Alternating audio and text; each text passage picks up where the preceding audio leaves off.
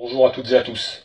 Si je prends la parole dans ce moment aussi complexe, c'est que je juge nécessaire de réaffirmer que face à l'obscurantisme, nous ne devons pas nous laisser priver de notre démocratie. Que le processus démocratique et électoral que nous connaissons aujourd'hui doit être mené à son terme et que dimanche nous irons voter les uns les autres pour ce que nous jugeons bon pour nous individuellement, pour nous collectivement, agissant en cela comme le corps politique constitué que nous formons, qu'est le peuple français. Nous avons trop payé par le passé d'abandonner le débat public, comme ce fut le cas après les terribles attaques de novembre 2015, pour voir surgir dans la discussion la déchéance de nationalité, l'état d'urgence, l'armement des polices municipales. Pour quel résultat, au final? Pour se retrouver un mois après, lors des élections régionales, avec le Front National au plus haut, pour se retrouver 2 ans après avec des politiques qui ont fait preuve de leur inefficacité.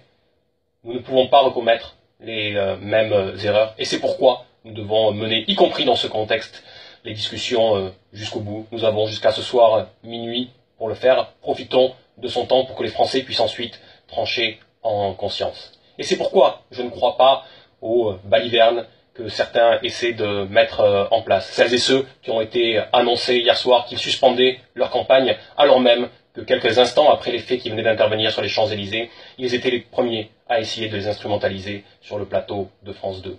Qui n'a pas vu M. Fillon venir nous annoncer des événements qui n'ont jamais eu lieu, qui auraient eu lieu hier soir aux 4 coins de Paris, essayant même ce matin de les réitérer?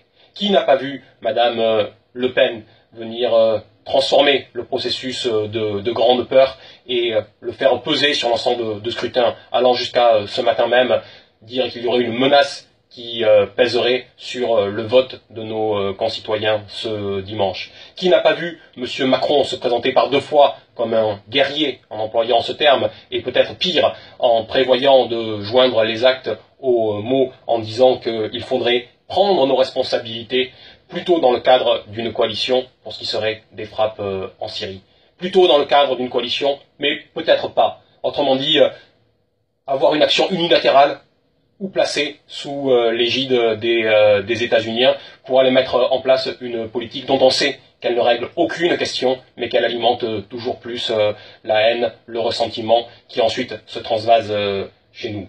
Autrement dit, répondre à la négation du droit par Bachar el-Assad, à la négation du droit international sous l'égide de l'ONU. Ça suffit. Nous ne pouvons pas traiter de questions aussi importantes de la sorte et nous ne pouvons pas admettre que tout cela soit le seul prisme qui permette de régler les questions de la société.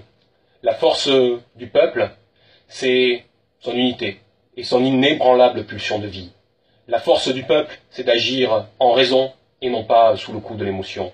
Et c'est pour ça que dimanche, nous devrons nous prononcer au regard d'un programme global, cohérent, qui abordera ces questions de sûreté, comme le fait le programme L'Avenir en commun de Jean-Luc Mélenchon, qui a été reconnu pour son sérieux, mais aussi son efficacité potentielle dès lors qu'il serait mis en œuvre, pour une transformation radicale de notre géopolitique et des relations de notre pays aux autres États, et pour une transformation intérieure extrêmement profonde, une refondation du peuple par lui-même en remettant l'égalité et la liberté au cœur de ce que nous voulons construire pour un avenir en commun. Tel est l'enjeu du vote de ce dimanche et je suis sûr que nous ne manquerons pas à notre devoir.